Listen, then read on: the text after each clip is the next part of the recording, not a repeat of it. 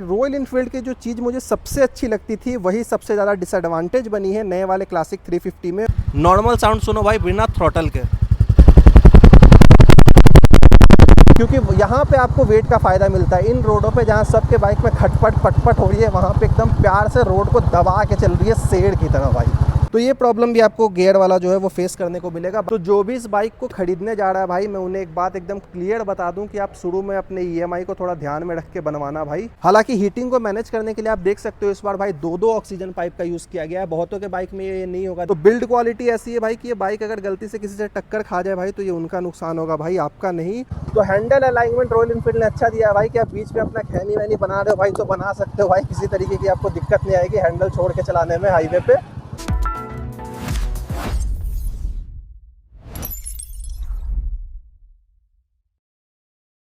तो भाई आज की वीडियो में मैं आप लोगों को बताऊंगा क्लासिक 350 स्टील्थ ब्लैक का पूरा सच। तो दोस्तों एक बार फिर से स्वागत है आप लोगों का ब्रेन वर्सेस गैजेट के हमारे इस नए चैनल में। और जो भी हमारे भाई पहली बार इस चैनल को व्यू कर रहे हैं उनसे रिक्वेस्ट करूंगा इस चैनल को सब्सक्राइब कर दो। तो भाई ढलते दिसंबर और बढ़ते ठंड के बीच में आपका भाई एक बार फिर से आपके लिए लेके आ गया क्लासिक 350 का एकदम फ्रेश और ताज़ा कंटेंट, जहाँ आज हम बात करने वाले हैं भाई इस बाइक के 6 मंथ की रिव्यू की। भाई जुलाई 2025 में मैंने इस बाइक को खरीदा था और इस बाइक को चलाते हुए आज मुझे 6 महीने हो चुके हैं। तो आज की जो हमारी वीडियो है भाई हम इसमें सारी सच बात करेंगे भाई, कुछ भी झूठ बात नहीं होगी। क्लासिक 350 के एडवांटेज के साथ साथ इसके डिसएडवांटेज की भी बात करेंगे कि इस बाइक में क्या क्या डिसएडवांटेज है, इसका राइडिंग एक्सपीरियंस कैसा है, इस बाइक को किस बंदे को लेना चाहिए और किन्हें नहीं लेना चाहिए। तो इस वीडियो को मैंने 3 पार्ट में बांट रखा है भाई। पहले मैं बाइक के एडवांटेजेस की बात करूंगा कि इस बाइक में क्या एडवांटेज है, फिर मैं इस बाइक के डिसएडवांटेज की बात करूंगा इस बाइक में क्या डिसएडवांटेज है, और फिर भाई गोप्रो लगा के इस बाइक का राइडिंग एक्सपीरियंस करेंगे, इसे राइड पे ले चलेंगे और देखेंगे राइडिंग एक्सपीरियंस कैसा है भाई, पैथ होल्स पे, स्पीड ब्रेकर पे बाइक कैसे कंट्रोल करती है, वाइब्रेशन का क्या सीन है। तो सब आपको इसी वीडियो में मिलेगा, बस इस चैनल को सब्सक्राइब करना भाई। वीडियो की तरफ चलते हैं भाई। तो पहले एडवांटेज से शुरू करते हैं और मैं आपको इस वीडियो में भाई ये सब नहीं बताने वाला हूँ कि डिस्क ब्रेक कितने एमएम का है, बाइक की हाइट क्या है, ग्राउंड क्लियरेंस क्या है, ये सब बात नहीं होने वाली है। इसमें बात होने वाली है जेन्युइन बाइक की भाई।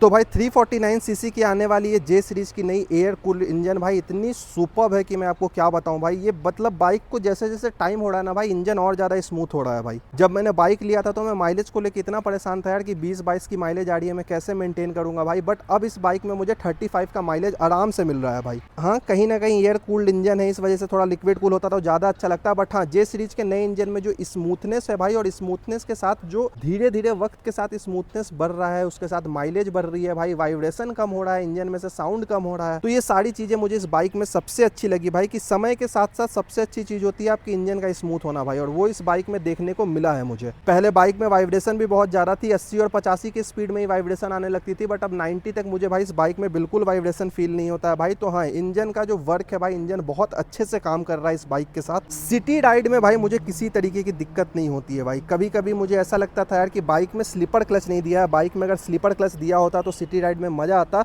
बट फिर मुझे पता चला भाई ये क्या है, ये दिया है इन्होंने भाई बाइक में एडजस्ट करने के लिए अपने क्लच को और अपने ब्रेक को भाई। तो इसके मदद से मैंने अपने क्लच को ढीला कर रखा है भाई, तो ये बिल्कुल स्लीपर क्लच की तरह काम करने लगा है। तो अगर आप लोगों को भी नहीं पता है तो आप इससे अपने क्लच को ढीला कर सकते हो और ट्रैफिक में भाई आप इसे यूज कर सकते हो बिल्कुल स्लीपर क्लच की तरह भाई। तो ट्रैफिक में अगर आप फंसे हो तो ये कभी भी आपके हाथ पे लोड नहीं देगा भाई, और गियर शिफ्टिंग भी बहुत प्यार से होने लगती है भाई इसको ढीला करने के बाद, क्योंकि क्लच पूरा वर्क में आ जाता है। और यही रोड प्रेजेंस की बात करें तो मुझे कुछ बताने की जरूरत नहीं भाई, रोड प्रेजेंस आपके सामने बाइक का, आप लोग रोड प्रेजेंस देख सकते हो एक बार बाइक का भाई कि ऑल ब्लैक में आने वाली 2025 में सबसे ज़्यादा बिकने वाली बाइक बनी है भाई क्लासिक 350 की स्टील्थ ब्लैक। यहाँ तक कि स्टील्थ ब्लैक ने क्लासिक 350 को भी पीछे छोड़ दिया है भाई। जी हाँ मैं सही बोल रहा हूँ, क्योंकि क्लासिक 350 के बाकी कलर से सबसे ज़्यादा स्टील्थ ब्लैक बिकी है भाई, 25% ज़्यादा। तो रोड प्रेजेंस की बात ही छोड़ दो भाई, ऑल ब्लैक होके जब आप इस बाइक को लेके निकलोगे भाई फॉर्मल पहन के, तो लोग बस आपको ही देखेंगे भाई। तो रोड प्रेजेंस में भाई A1 है भाई। लोग मॉडिफिकेशन करवाते हैं भाई, लोग बाइक खरीद के मॉडिफिकेशन करवाते हैं कि भाई मुझे बाइक को ऑल ब्लैक करवाना है, और यहाँ पे जब रॉयल एनफील्ड ने बना बनाया ऑल ब्लैक दे दिया है तो क्या दिक्कत है भाई।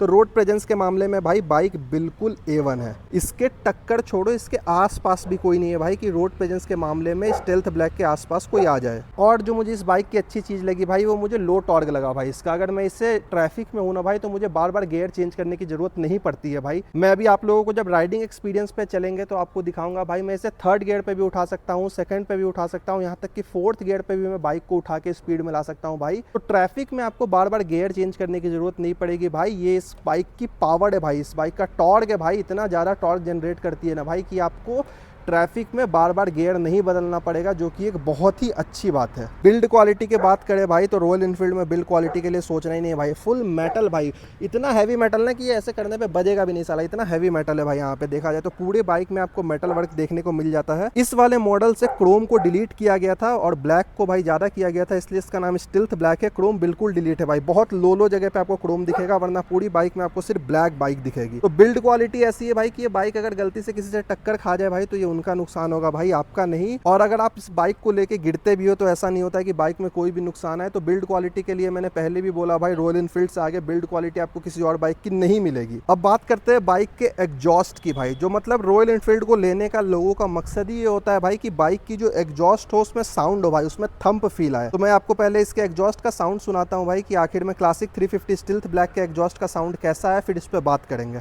नॉर्मल साउंड सुनो भाई बिना थ्रॉटल के, भाई एकदम थंप फील होगा आपको। वीडियो में ही देखो क्या थंप फील हो रहा है। चलो अब थ्रॉटल देते हैं।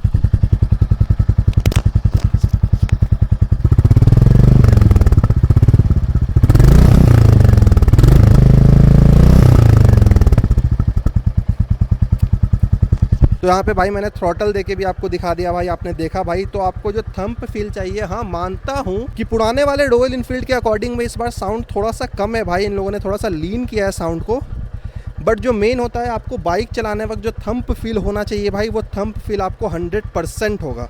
अब जब इतने एडवांटेज की बात हो गई तो चलो थोड़ा सा डिसएडवांटेज की बात करते हैं लगे हाथ। तो मेरे भाइयों, जैसे कि आपको पता है हर सिक्के के दो पहलू होते हैं, हेड और टेल। तो जैसे मैंने यहाँ पे एडवांटेज की बात की भाई, इस बाइक में डिसएडवांटेजेस भी है जिसकी हम बात कर लेते हैं एक बार भाई। बाइक को राइडिंग एक्सपीरियंस पे ले जाने वक्त में इसकी एक बार डिसएडवांटेज की बात कर लेते हैं, ताकि राइडिंग एक्सपीरियंस पे हम ज़्यादा बात करेंगे। और अगर मैं बात करूँ तो भाई इसका वेट सबसे बड़ा डिसएडवांटेज है न्यू राइडर्स के लिए। जो नए लोग इस बाइक पे शिफ्ट होना चाह रहे हैं या जिनकी हाइट 5.4 या 5.5 है भाई, उनको तो इस बाइक को पीछे करने में इतनी दिक्कत होगी 195 kg की वजह से। और जो भाई नए इस बाइक पे शिफ्ट हुए भाई, टर्निंग वर्निंग लेने वक्त उन्हें पता चलेगा 195 kg का पूरा जो जोड़ होता है ना उनके बाजुओं पे पता चलेगा भाई। तो इसका वेट थोड़ा सा इसका प्रॉब्लम भी है। और अगर आप एक्सपीरियंस राइडर हो भाई तो आपको भाई जितना बाइक भारी हो उतना चलाने में मजा आएगा, बट नए राइडर्स को इसके वेट से प्रॉब्लम होगी। इसका जो इंजन है भाई वो 349 सीसी होने के साथ साथ एयर कूल्ड है भाई, लिक्विड कूल्ड इंजन नहीं है भाई, तो इसमें हीटिंग होती है। हालांकि हीटिंग को मैनेज करने के लिए आप देख सकते हो इस बार भाई दो ऑक्सीजन पाइप का यूज किया गया है। बहुतों के बाइक में ये नहीं होगा, देखो एक ऑक्सीजन पाइप यहाँ, एक ऑक्सीजन पाइप यहाँ। तो ये OBD2 अपडेट में सिर्फ क्लासिक 350 स्टिल्थ ब्लैक में दिया गया है भाई दो ऑक्सीजन साइलेंडर्स, और क्लासिक 350 के कुछ और मॉडल्स में भी दिया गया है भाई। तो हीटिंग इशू को कंट्रोल करने के लिए दिया गया। बट हाँ, अगर आप थोड़ी देर इस बाइक को मतलब 10-12 किलोमीटर भी चला लो तो ट्रैफिक में भाई आपको इसका हीट गंदा फील होगा। पैर के इस वाले पोर्शन पे भाई इसका हीट फील होगा आपको ट्रैफिक में। और अगर आपने शॉर्ट्स पहन रखा है भाई तो आपके लग जाएंगे। तो कहीं ना कहीं इसका हीट फील होता है। हाँ, थोड़ी देर के लिए भी बाइक रोक दो तो हीट कंट्रोल हो जाता है भाई, बट इसका ट्रैफिक में हीट फील होता है आज की डेट में भी। दूसरी अगर बात करें भाई तो आप लोगों को पता है भाई ये E20 जब से आया है भाई बाइक बिल्कुल माइलेज नहीं दे रही है। E20 आने के बाद बाइक के माइलेज की लगी पड़ी है। तो जो भी इस बाइक को खरीदने जा रहा है भाई, मैं उन्हें एक बात एकदम क्लियर बता दूं कि आप शुरू में अपने EMI को थोड़ा ध्यान में रख के बनवाना भाई, क्योंकि स्टार्टिंग के 4-5 महीने जब तक फर्स्ट सर्विसिंग के बाद ये बाइक 100 किलोमीटर ना चल जाए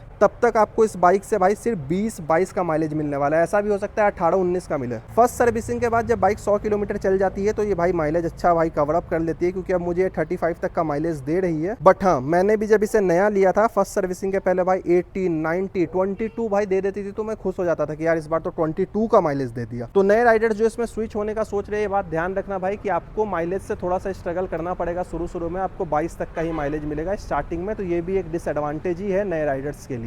अब बात करते हैं भाई रॉयल एनफील्ड की जो चीज मुझे सबसे अच्छी लगती थी वही सबसे ज्यादा डिसएडवांटेज बनी है नए वाले क्लासिक 350 में। OBD2 के अपडेट के आने के बाद जो इसका पावर था भाई वही इसका नुकसान हो गया है। रॉयल एनफील्ड की सर्विस कॉस्ट बाकी बाइकों से सबसे ज़्यादा सस्ती होती थी भाई, पर OBD2 के अपडेट आने के बाद क्लासिक 350 में मैं देख रहा हूँ 2025 में जिन भाइयों ने भाई सर्विसिंग करवाई है, मतलब फर्स्ट सर्विस से हट के बीच में करवाई है भाई, उन्हें बहुत पैसा देना पड़ रहा है। लेबर चार्ज को हटाने के बाद भाई कभी ब्रेक पैड खराब हो जा रहा है बाइक का, कभी बाइक के डिस्क ब्रेक के कैलिपर का अलाइनमेंट ही खराब हो जा रहा है भाई। तो ये छोटी छोटी प्रॉब्लम जो ज़्यादा कॉस्ट करती है वो सारी प्रॉब्लम इस बाइक में देखने को मिल रही है भाई। मैंने नोटिस किया है भाई 2025 में। बहुत सारे भाइयों को जब बाइक को आगे पीछे करते हैं तो डिस्क ब्रेक में से चोंचों की आवाज़ आने लगती है। फिर पता चलता है कि सर्विसिंग में भाई ने ब्रेक पैड जो लगवाया है, रॉयल इनफील्ड ने जो ब्रेक पैड लगाया है वो बड़ा लगा दिया है। अब दोबारा जाओ उसको सही करवाने, या फिर पता चलता है ब्रेक कैलिपर का भाई जो अलाइनमेंट होता है वही खराब है बाइक की। किसी इंजन में से टिक टिक की आवाज़ आने लगती है भाई, पता चलता है साला हाइड्रोलिक पंप ही खराब हो चुका है। या बाइक के अंदर भाई फर्स्ट सर्विसिंग के बाद इंजन को ऐसा बंद किया कि ऑयल की सर्कुलेशन नहीं हो पा रही है, टिक टिक की आवाज़ आने लगी। तो भाई सर्विस कॉस्ट इस बार क्लासिक 350 में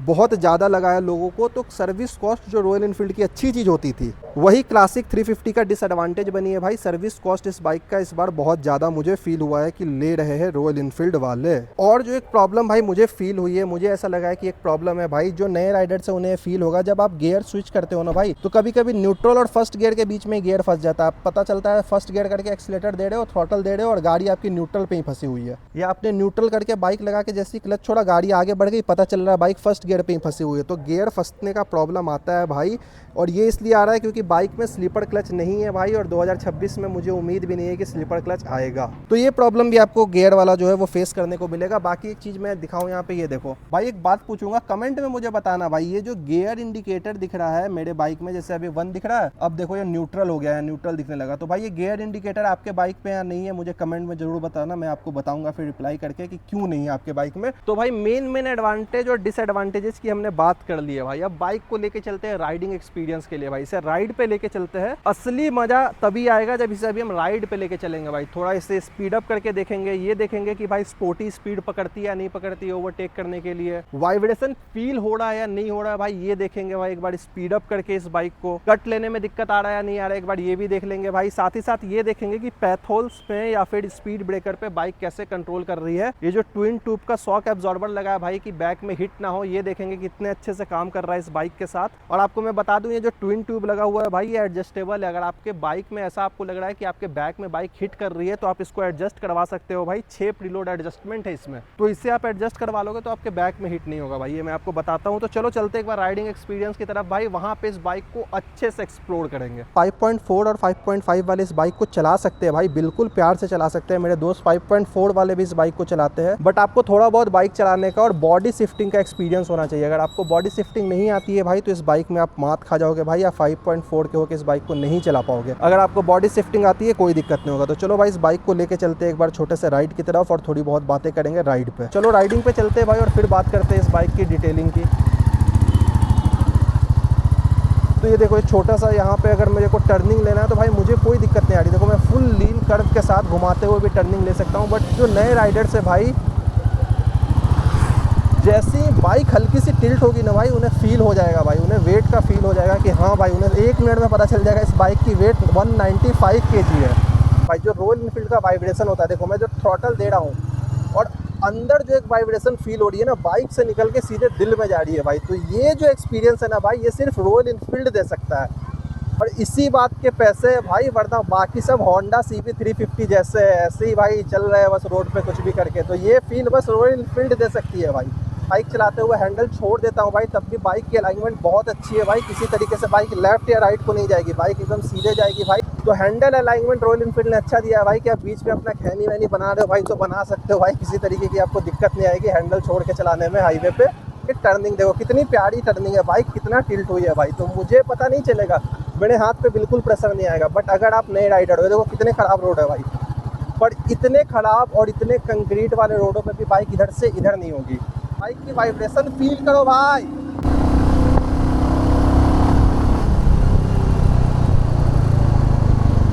ये होता है भाई। अभी देखो मैं अभी बाइक को 40 की स्पीड पे चला रहा हूँ और मुझे ओवरटेक करना भाई, तुरंत से स्पीड अप कर सकता हूँ भाई। मुझे ये नहीं सोचना है कि भाई इसको टाइम लगेगा स्पीड अप करने में, जो पुराने रॉयल इनफील्ड में होता था भाई। स्पोर्टी वाला स्पीड अप है भाई, आपको ओवरटेक करना है तुरंत बाइक की स्पीड आप बढ़ा के ओवरटेक कर सकते हो। ये देखो भाई पैथ सोल्स में बाइक क्या जंप करती है, पर मुझे बैक में फील नहीं होगा भाई, मुझे फील ही नहीं होगा कि मेरी बाइक पैथ होल्स में इतना ख़राब चल रही है। अगर आप इसे 80-90 की स्पीड में चला रहे हो आपको वाइब्रेशन फील नहीं होगी, बट 90 के ऊपर जाने के बाद भाई वाइब्रेशन फील होने लगती है। और मैं आपको क्लियर बता दूं, रॉयल इनफील्ड 90 के ऊपर चलाने के लिए बनी ही नहीं है बाइक। अब भाई राइडर को एक प्रॉब्लम क्या आता है कि बाइक चलाने वक्त वो फटीग हो रहे हैं भाई। तो आपको पता है अगर आप क्लासिक 350 चला रहे हो भाई तो 250 किलोमीटर तक मैं आपको लिख के दे रहा हूँ, आपको फटीग का फील ही नहीं होगा भाई। क्योंकि भाई मैंने जब इस बाइक को खरीदी थी, मैं उससे पहले कभी लॉन्ग राइड पे नहीं गया था। इस बाइक को खरीदने के बाद ही मैं पहली बार लॉन्ग राइड पे गया भाई, और आप यकीन नहीं मानोगे मैंने 250 किलोमीटर इस बाइक को एक बार में चलाया भाई और बिल्कुल फटीग नहीं हुआ। हाँ, 250 किलोमीटर के बाद मुझे ऐसा लगा आप थोड़ा सा रुकना चाहिए, बट फिर भी मैं 300 किलोमीटर इस बाइक को चला सकता था। बट मैंने कि मेरी पहली राइड थी इसलिए मैं रुका और थोड़ा सा आराम किया। तो अगर आप पहली राइड पे जाना चाह रहे हो तो 250 किलोमीटर तक आपको कुछ भी फील नहीं होगा इस बाइक में फटिकनेस का भाई। ये सब जो कट होता है ना भाई, ये सब देखो कट देते के साथ आपने स्पीड पकड़ लिया, क्योंकि पीछे गाड़ी आ रही थी, आपने कट दिया, स्पीड पकड़ लिया, फिर ख़राब रास्ता आया, आपने स्पीड को स्लो कर दिया। तो भाई ये जो चीज़ है ना, ये पावर की चीज़ है भाई, ये टॉर्क की चीज़ है, ये सारी टॉर्क की चीज़ होती है भाई। कि आपको अगर बाइक को स्पीड करना है भाई तो बाइक में आपको स्पोर्टी वाले फीचर्स मिल जाएंगे। पुराने वाले रॉयल एनफील्ड में आपको सोचना पड़ता था 30 से 60 जाने के लिए। देखो अभी 30 पे चलना और ये देखो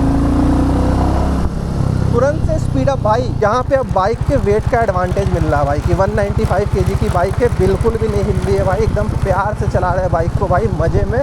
कैमरा आप लोग देख सकते हो, कैमरा की स्टेबिलिटी देखो भाई, कैमरा हिल ही नहीं रहा होगा, क्योंकि यहाँ पे आपको वेट का फ़ायदा मिलता है। इन रोडों पे जहाँ सबके बाइक में खटपट पटपट हो रही है, वहाँ पे एकदम प्यार से रोड को दबा के चल रही है शेर की तरह भाई। चलो भाई अब थोड़ा राइड का मज़ा लो।